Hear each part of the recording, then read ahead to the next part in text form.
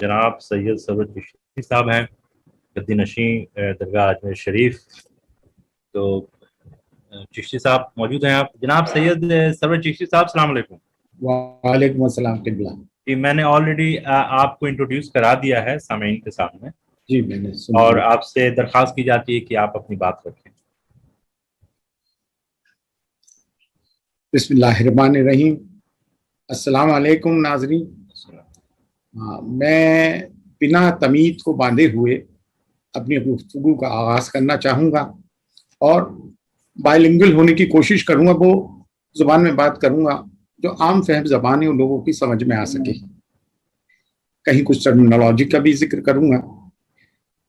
پہلی چیز تو یہ ہے کہ جس آستانے عالیہ حضرت خواجہ معین الدین چشتی رحمۃ اللہ علیہ نائب النبی عطائے رسول کے آستانے سے جو ہماری 800 سالہ نسبت ہے اور اس کے تحت جو ہم نے بزرگوں سے سنا ہے اور دیکھا ہے بچپن سے، وہ یہ کہ ہر مسلک کے لوگ یہاں آتے ہیں، ہر مذہب و ملت کے لوگ آتے ہیں.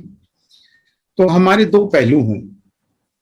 ایک تو ہے کمپوزٹ کلچر پولیٹسٹک سوسائٹی کا، مذہبی ہم آہنگی کا، اور اس چیز کو بھی میں بالخصوص خاطر ملحوظ رکھتا ہوں کہ اللہ کے رسول صلی اللہ علیہ وآلہ وسلم نے حضرت خواجہ معین الدین چشتی رحمۃ اللہ علیہ کو بر صغیر میں اپنا نائب بنا کے بھیجا، دین کی اشاعت کے لیے، لوگوں کو کلمہ پڑھانے کے لیے.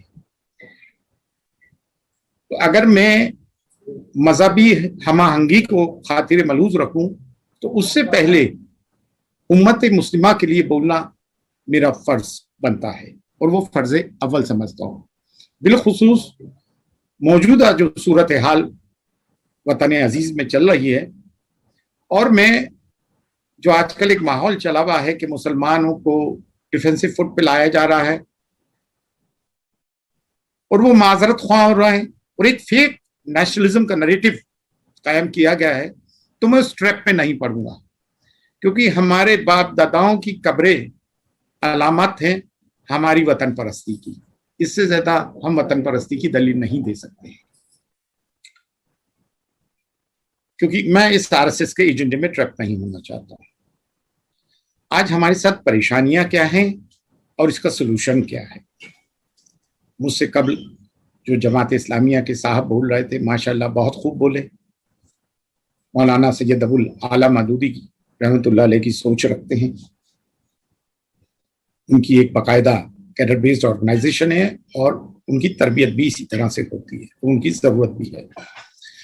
جو مسلم تنظیمیں ہاں وہ کسی بھی مسلک کی ہوں، کسی بھی ہیو اینڈ کرائے کی ہوں، کسی بھی واک آف لائف سے تعلق رکھتی ہوں، اگر وہ بہادر ہیں اور فیسسٹ رجیم کی آنکھوں میں آنکھیں ڈال کر بات کرنا جانتی ہیں، تو وقت کا تقاضا یہ کہ ہم سب کو ان کا سپورٹ کرنا چاہیے. دیکھنے میں آج کل یہ آ رہا ہے کہ چند مذہبی لوگ، بالخصوص صوفی کا نام لے کے، صوفیہ کا نام لے کے، درگاہ اور خانقاہوں سے جڑے ہوئے چند مشائخ اس فیسسٹ رجیم کی چاپلوسی میں لگے ہیں، اپنے ایک پرسنل ایجنڈے کو امپلیمنٹ کرانے کے تحت. اصل صوفی وہ ہے، جتنے بھی مشرب ہیں، جتنے بھی سلاسل ہیں، با اجازت حضور نبی کریم صلی اللہ علیہ وآلہ وسلم مولا علی سے وجود میں آئے، خواہ وہ چشتی ہوں، قادری ہوں، سہروردی ہوں، رفاعی ہوں، دیگر ہوں. تو مولا علی نے غزوے بھی لڑے ہیں، نذرانے لے کر، ہاتھ چما کر نذرانے جیب میں نہیں رکھے. بدر و حنین، خیبر و خندق، کربلا صوفیہ کی نظیر ہیں. اور وہ صوفیہ جو اپنی زندگی میں ان کو نظیر بناتے ہیں، میرے نزدیک وہی اس منصب اور اس مشرب پر بیٹھنے لائق ہیں، نہ کہ یہ کہ فاسق کے ہاتھ پر بیعت کرنے کو میں تصوف مانتا ہوں. آدھی دنیا پر حکومت یزید کی تھی، لیکن سید الشہداء امام علی مقام نے ہاتھ پر بیعت نہیں کی، اس لیے یزید تھا اور حسین ہیں. दूसरी चीज एक ये है कि हम में जो सब में बड़ी खामी है वो ये है, मैंने ये अक्सर देखा है कि मुसलमानों को दौलत और इल्म हजम नहीं होता है। जो पढ़ा लिखा मुसलमान है वो हमारे माशरे से कटा हुआ है, जो दौलतमंद मुसलमान है वो भी हमारे माशरे से कटा हुआ है। जो हमारे लिए एसेट होना चाहिए वो सिर्फ एक आम चेयर क्रिटिक होकर रह गया है, और हमारी मिल्लत में जो खामियां हैं उसी को गिनवाता रहता है।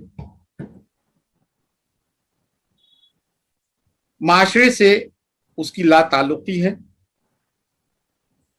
एंड सो कॉल्ड जो मुस्लिम इंटेलेक्चुअल्स हैं, आजकल मैंने एक चीज ये भी देखी है कि प्रोग्रेस और रिफॉर्म्स के नाम पर एक ऑर्गेनाइजेशन भी वजूद में आई है। उनमें चंद ब्यूरोक्रेट्स हैं, एकेडमिशियंस हैं, पुलिस ऑफिसर्स हैं, जुडिशरी से ताल्लुक रखने वाले लोग भी हैं, जिन्होंने जब वो उस मनसब पर थे मुसलमानों का कभी भला नहीं किया, लेकिन जब वो रिटायर हो गए तो उनको भी कोई आरिफ मोहम्मद खान बनने की लालसा पैदा हुई कि हुकूमत के बारे में अच्छी बातें करें और उनके एजेंडे को प्रमोट करें। तो मुसलमानों को उन नाम नेहात के इंटेलेक्चुअल्स, एकेडमिशियंस, रिटायर्ड ब्यूरोक्रेट्स और रिटायर्ड मुस्लिम जजेस से बचना चाहिए जो हुकूमत की हाँ में हाँ मिलाते हैं। और ये बात बहुत जरूरी है कि हमें फ्यूचर जनरेशन तैयार करनी है। हम लोग अपने मसलकों पे रहें। देखें, मसलकों में मुसलमान बटावा था, है और रहेगा। अपने अपने मसलकों पे रहें और अपने अपने मसलकों की तबलीग भी करें, लेकिन जब बात उम्मत और मिल्लत की आ जाए तो सिर्फ कलमा ला इलाहा इल्लल्लाह मोहम्मद रसूलुल्लाह, इसके सिवा हम दूसरी बात ना करें। तीसरी बात यह है कि मैंने एक चीज और देखी है, क्योंकि यहाँ हिंदू हजरात भी बहुत आते हैं। वो जितना भी पढ़ लिख जाएं, जितने भी दौलतमंद हो जाएं, वो अपने ट्रेडिशन को नहीं भूलते हैं, वो अपने कल्चर को नहीं भूलते हैं, उनमें तकब्बुर पैदा नहीं होता है। हमारे मुसलमानों में, बर्रे सगीर की बात कर रहा हूं, पूरे दुनिया की तो मैं बात नहीं करता, दुनिया में भी आप देखें जो अरबों का आज की तारीख में अखलाक है वो आज से लैक ऑफ कर्टसी, जबकि कर्टसी ही, अखलाक ही बुनियाद है इस्लाम की। और हम सब में ज्यादा हमारा जो कमजोर डिपार्टमेंट है, we are the most uncourteous people on earth. Courtesy हम में नहीं है। अगर सिर्फ हम में अखलाक पैदा हो जाए, मॉरल वैल्यूज पैदा हो जाए, सिविक सेंस पैदा हो जाए, हम जहां चलें वो ये सोच के चलें कि दुनिया हमें देख रही है, हम चलता पड़ता इस्लाम है, हम इस्लाम की नुमाइंदगी कर रहे हैं, हमारा पहनावा कैसा हो, हमारी गुफ्तगू कैसी हो, हमारी चाल कैसी हो, और लोगों के साथ हमारा हुस्न सुलूक कैसा हो। क्योंकि हुजूर की एक हदीस ये भी है कि इंसान मामलात में पहचाना जाता है, हमारे मामलात दुरुस्त हो, ना कि ये कि बहुत बड़ा 5 वक्त नमाज का टीका माथे पे लग गया, पायचे ऊपर हैं, या हब्बे जब्बे पहन लिए और बहुत सारे मुरीदों की लाइन जमा कर ली। ये हमारी पहचान नहीं। हमारी पहचान है तकवा, किरदार और हमारी शुजाअत। मुसलमान बुज़दिल हो गया है, डरपोक हो गया है। मेरे नजदीक वो मुसलमान ही नहीं जो अल्लाह के सिवा किसी और से डरता हो। तीसरी चीज ये, दरगाह और मशाइख खानकाहों का बर्रे सगीर में एक बड़ा प्रोमिनेंट रोल रहा है। उसकी बुनियादी वजह यह है कि बर्रे सगीर में बिलखुसूस जो इस्लाम फैला वो औलिया कामलीन के मारिफत फैली।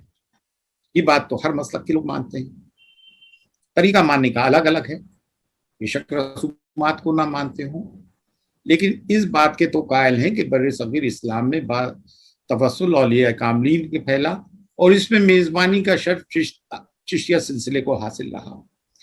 लेकिन दरगाह और खानकाहों में जो लोग बैठे हुए इस वक्त गुज़िश्ता 70 साल से, 70 साल से या पार्टीशन के बाद से ले लीजिए, उनमें इल्म की कमी दर कमी आती जा रही है और अखलाक की भी गिरावट है। जिन लोगों को मिंबर पर फाइज होना चाहिए था, आज वो मिंबर पे फाइज नहीं। वरना पहले क्या होता था, खानकाहों से ही दर्स दिया जाता था, लेकिन आज की तारीख में खानकाहों में और दरगाहों पर ایک علم کی کمی ہے جس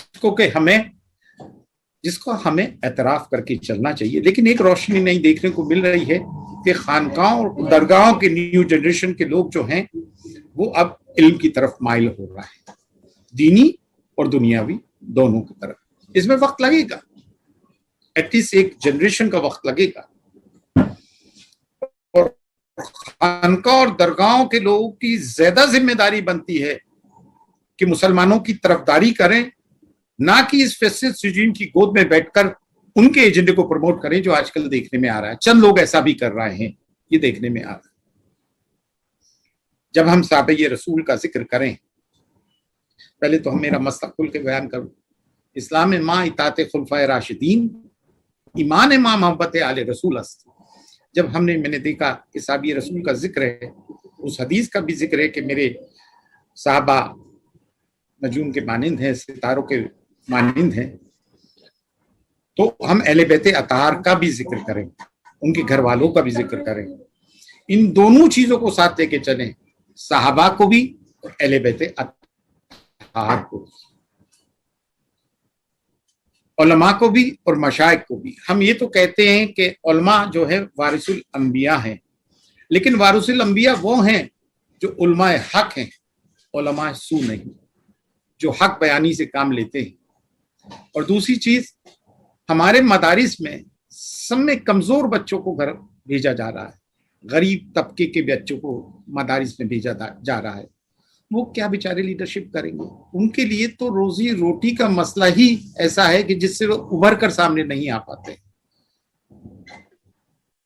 ان کو تو جسے کہتے ہیں نا, ان کی موریل اتنے لو ہو جاتے ہیں کہ ان کو 2 وقت کی روٹی روزی کس طرح سے کمائیں, ان کے لیے بڑا مسئلہ بنا رہتا ہے. مختلف مسجدوں میں کمیٹیز ہوتی ہیں, وہ ان علماء دین سے, امام حضرات سے یہ کہتی ہیں جو ہم نے لائن دی اس سے ٹو کرے. جو پڑھے لکھے نہیں ہیں وہ علم کا درس دینے لگتے ہیں ان کو, جو مدرسوں سے فارغ ہو کر ممبر پر فائز ہوئے. یہ ایک بڑی پریشانی ہے. پڑھے لکھے لوگوں کے بچوں کو, ایک بچوں کو, کم از کم ایک بچے کو مدرسے میں بھی جانا ضروری ہے اور یونیورسٹی میں بھی جانے بہت ضروری ہے. خاص طور سے ہماری مستورات میں ایک چیز دیکھ رہا ہوں, جو دنیاوی تعلیم لے رہی ہیں, بہت اچھی بات ہے, لیکن ہماری ماؤں کو یہ چل کر ہماری کل کو امت کی ان کو دینی تعلیم لینا بے حد ضروری ہے. ایک طرف کیا دیکھ رہے ہیں, بہت ماڈرن ایجوکیشن ہے, دوسری طرف بڑی آرتھوڈاکسی ہے. ہمیں مڈل پاتھ اپنانا پڑے گا, ہمیں صوفیہ کا طریقہ اپنانا پڑے گا, ہمیں مذہبی ہم آہنگی کو ساتھ رکھتے ہوئے مسلمانوں کی جب بات کرنا معذرت خواہ ہوئے بنا ہمیں اپنی امت کی بات کرنا. ہمارے پہ جو ظلم ہو رہا ہے اس کے بارے میں بانگی دہل بولنا پڑے گا, ان کی آنکھوں میں آنکھیں ڈال کر بات کرنا پڑے گی. رہی بات سیاست کی, تو آنے والا جو یو پی کا الیکشن ہے وہ اسی طرز پہ مسلمان ووٹ ڈالیں جس طرز پہ انہوں نے بنگال میں ووٹ ڈالے, اور سو کالڈ سیکولر پارٹیز کو بھی اس بات پر مجبور کریں کہ وہ ایک پلیٹ فارم پر آئیں اور ایک کانسٹیٹوینسی میں ایک ہی سیکولر پارٹی کا نمائندہ ہو, اور کوئی مسلم کھڑا ہوتا ہے تو ایک ہی مسلمان کھڑا ہو جو کہ جیتنے لائق ہو. یہ 10-10, 20-20 ہزار, 5-10 لاکھ میں جو بکنے والے ہیں ان کی نقاب کشائی ہو. جب جنگ صلیب لڑی گئی تو حضرت صلاح الدین ایوبی رحمۃ اللہ علیہ نے اپنی صفوں میں سے منافقوں کو ہٹایا. آج ہمارے ساتھ جو سب میں بڑی دشواری آ رہی ہے وہ یہ ہے, کلاڑی میں لکڑی کا دستہ نہ ہوتا تو لکڑی کے کٹنے کا رستہ نہ ہوتا. ہمارے کچھ لوگ بڑے بڑے نام چین لوگ ان کی گود میں بیٹھے ہوئے ہیں اور قومی مفاد کو نقصان پہنچا رہے ہیں, اور میڈیا انہی لوگوں کو پروجیکٹ کرتا ہے اور انہی کو سامنے لے کر آ رہا ہے جو سامنے چیز آئے. ابھی جن لوگوں نے جو دعویٰ کا کام کر رہے ہیں, جو تبلیغ کا کام کر رہا ہے, ان پہ کیسے کیسز لگا ہے, بلیڈ ان کے گھر سے نکلی. ایک عام سی بات ہو گئی ہے, جو مسلم تنظیمیں کام کر رہی ہیں, جو مسلمان نوجوان کام کر رہے ہیں, بزرگ کام کر رہے ہیں, ان کو پکڑو اور ان کو ISI کا ایجنٹ بنا دو, اور مسلم کمیونٹی ان کو ڈسون کرنا شروع کر دیتی ہے. جبکہ دوسری طرف یہ دیکھا گیا جو موب لنچنگ کر رہے ہیں ہماری, جو ظالم ہیں, جو جابر ہیں, جنہوں نے قانون کو توڑا ہے, جب وہ آ رہے ہیں تو ان کے لوگ جیلوں سے ان کو ہار پہنا رہے ہیں, اور ہم اپنے مظلوم لوگوں کو بھی ڈسون کر رہے ہیں कि हुकूमत में कहीं ब्लैक लिस्टेड ना हो जाए। अगर इस तरह से करोगे तो जो लोग, जो जियाले कौम और मिल्लत की आवाज बुलंद कर रहे हैं डेमोक्रेटिक तरीके से, कॉन्स्टिट्यूशन की पाबंदियों में रहते हुए, फिर वो कैसे आगे आएंगे? उन तंजीमों को पे ईडी के छापे, एनआईए के छापे पड़वाते तो मुसलमान भी उन्हीं के सुर में सुर अलापने रखता है कि ये तो टेररिस्ट ऑर्गेनाइजेशन है, मुसलमान टेररिज्म नहीं कर रहा। बाबरी मस्जिद किसने मिसमार की? गांधी जी का कत्ल किसने किया? ये तो सब में बड़े आजाद हिंदुस्तान में टेररिस्ट एक्ट की इनसे बड़ी मिसाल नहीं मिलती है। हमको, हमारे बच्चों को इसमें इन्वॉल्व किया जाता है, बाटला केस हो, कहीं भी हो, करता कोई है भरता कोई है, 20-20 साल तक केसेस चलते हैं, उनके फ्यूचर बर्बाद हो जाते हैं, नस्लें बर्बाद हो जाती है, और बाद में जज साहब ये फैसला सुनाते हैं कि इनके खिलाफ कोई सबूत नहीं पाया गया, इनको बरी कर दिया जाए। लेकिन वो जो बर्बाद हुए हैं उनके लिए भी तो कोई कानून होना चाहिए। जिन पुलिस वालों ने उनको चार्जशीट किया उनके खिलाफ भी तो केसेस होना चाहिए। हमें उन लोगों को भी नहीं छोड़ते, मजलूमों पर जुल्म करते हैं। आज भी हमारी मुल्क की जुडिशरी, खास तौर से एपेक्स कोर्ट्स, आज भी बड़े वाइब्रेंट हैं। हमारे कोर्ट आज भी कंगारू कोर्ट्स नहीं हुए, और ये रिपब्लिक बनाना रिपब्लिक नहीं हुई है। हालांकि डेमोक्रेसी को और सेक्युलरिज्म को इन 7 सालों में बहुत नुकसान पहुंचा है। जिन लोगों ने प्रोग्राम 2002 गुजरात में किया और 7 साल से जिनकी दौरे हुकूमत में हमें तकलीफें पहुंच रही हैं, आप अगर उनसे अब भी कोई तवक्को रखते हैं तो मैं समझता हूं या तो आप you are living in fool's paradise, या आप मुनाफिक हैं या बुज़दिल हैं।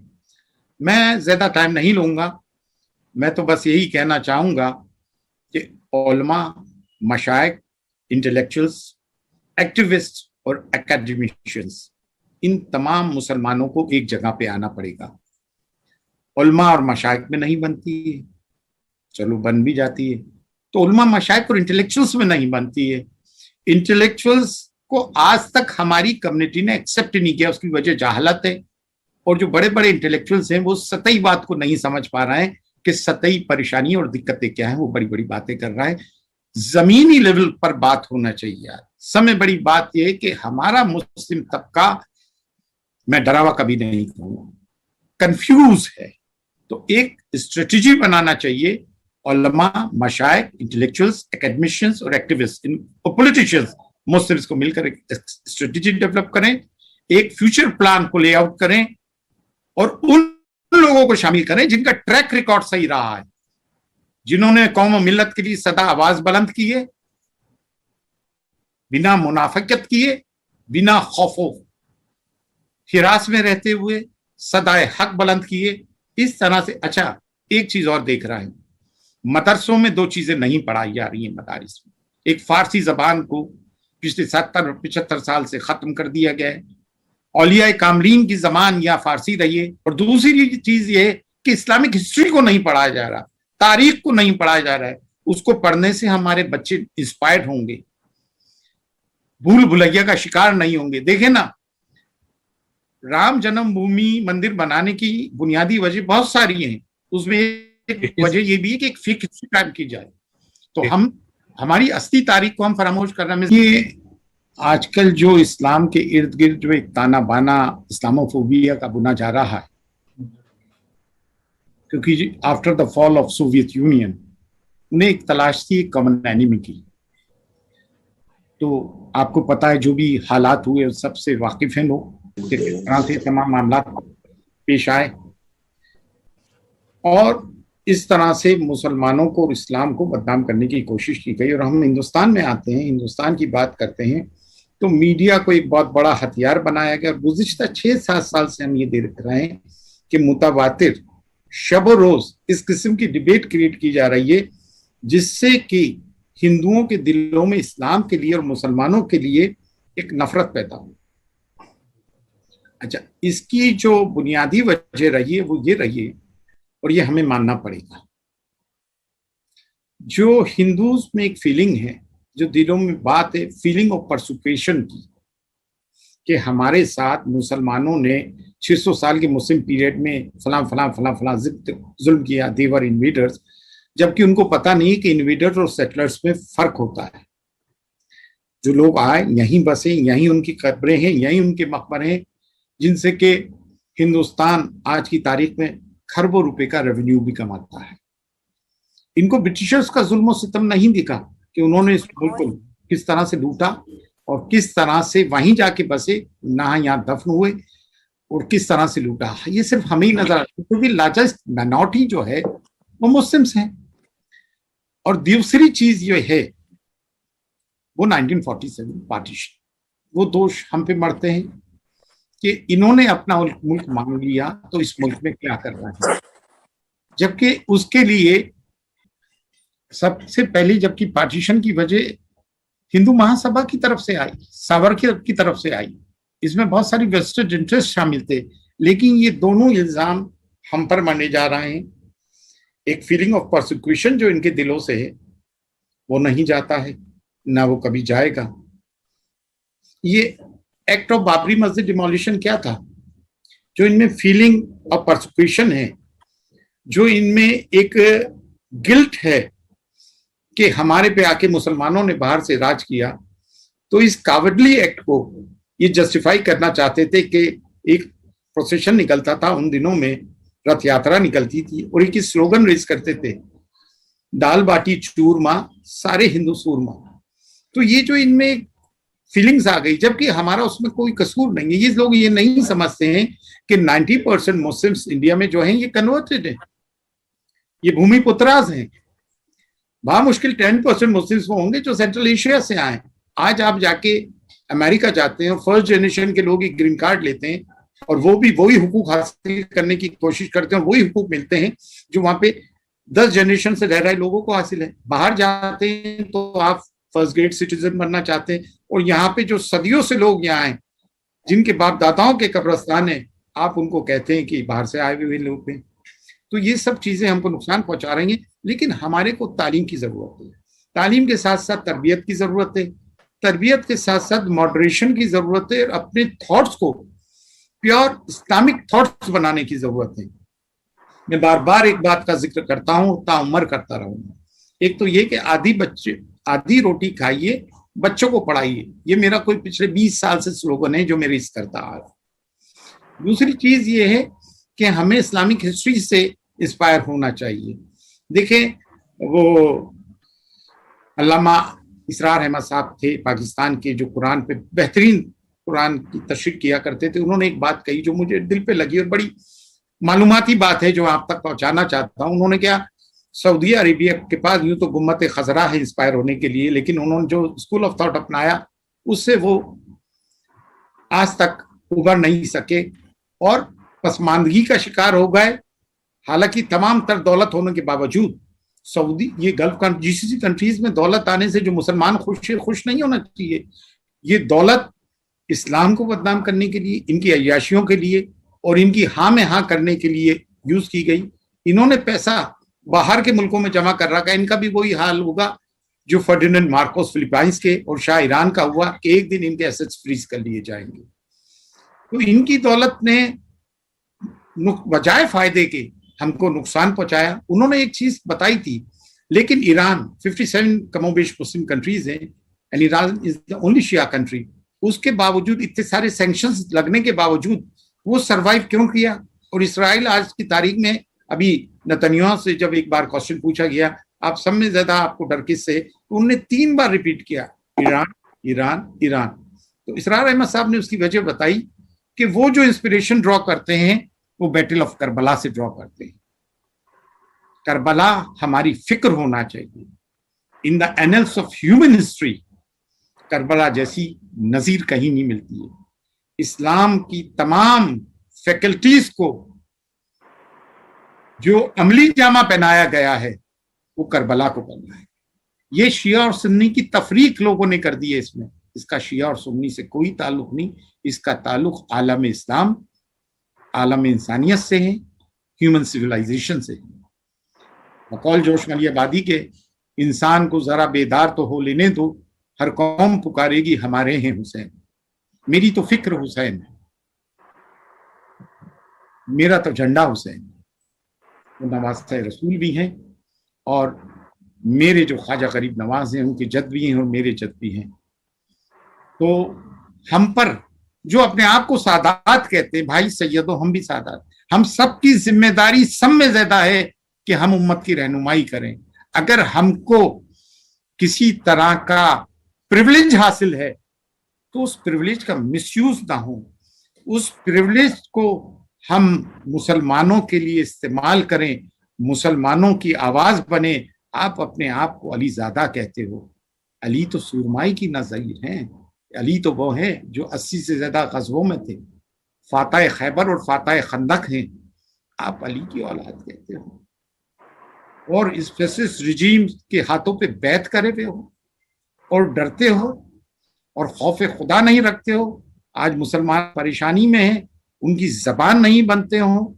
یہ آواز خانقاہوں اور درگاہوں سے زیادہ بلند ہونا چاہیے، کیونکہ مین اسٹریم مسلمز جو ہے آج بھی 80% سب کانٹیننٹ میں اور بالخصوص انڈیا میں درگاہوں اور خانقاہوں کا ماننے والا ہے. تو درگاہوں اور خانقاہوں کو سب میں پہلے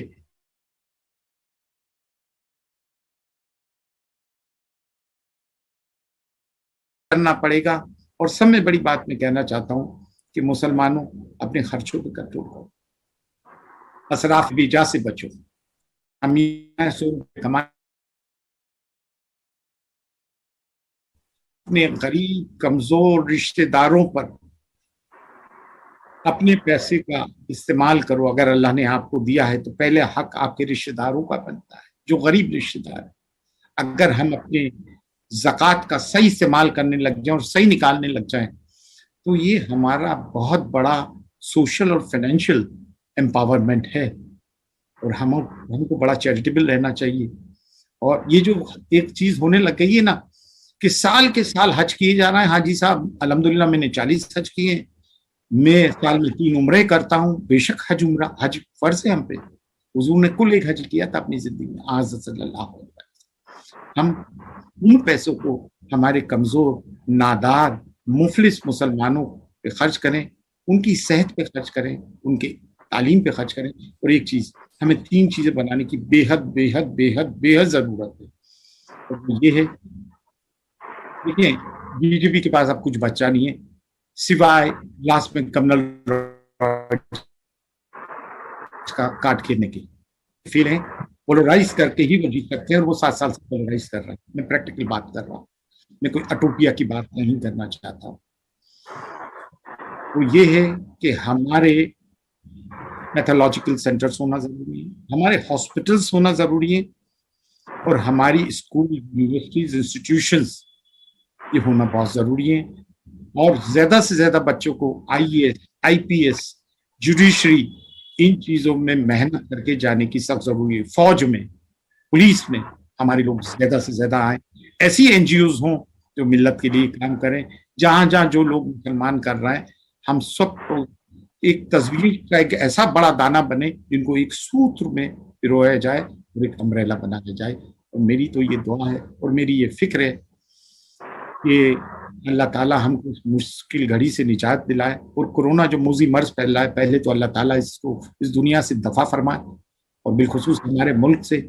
اور ہم کو بھی عقل سلیم عطا فرمائے کہ ہم کچھ گائیڈ لائن کو بھی فالو کریں اور صحت کا بھی خیال رکھیں اور جہالت سے نکلیں، اور امت مسلمہ کے لیے ایک 72 قوم بن کے، ایک سورما قوم بن کے سامنے آئیں.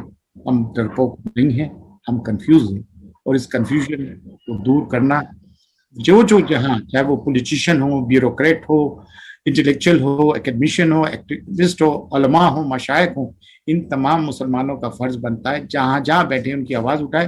اور جو شخص جو تنظیمیں مسلمانوں کے لیے سینہ سپر ہو کر بول رہی ہیں ان کی حمایت کریں، نہ کہ میڈیا کی جو ایک فیک نیریٹو قائم کیا ہے ایسی تنظیموں کے لیے ان کا شکار بنے. فی امان اللہ. اللہ حافظ. ماشاء اللہ. آئی تھنک جی وہ دونوں کی کوئی خبر ہے؟ جی دل کی تمام گہرائیوں سے آئی تھنک جناب عرشی خان صاحب کا الحمدللہ آپ نے اس سیشن کو ماڈریٹ کیا. جناب سرور چیف صاحب الحمدللہ جو بے باکانہ طریقے سے آپ نے بات کیا، ہو سکتا ہے کہ کسی کے دل تک بات پہنچ جائے. اور امین الحسن صاحب الحمدللہ بہت لوگ آپ کی درس کے فین ہیں، کئی لوگ آپ کو سنتے ہیں ہر روز. ابھی تو الحمدللہ یوٹیوب چینل پہ شاید مجھے معلوم ہوتا رہتا ہے.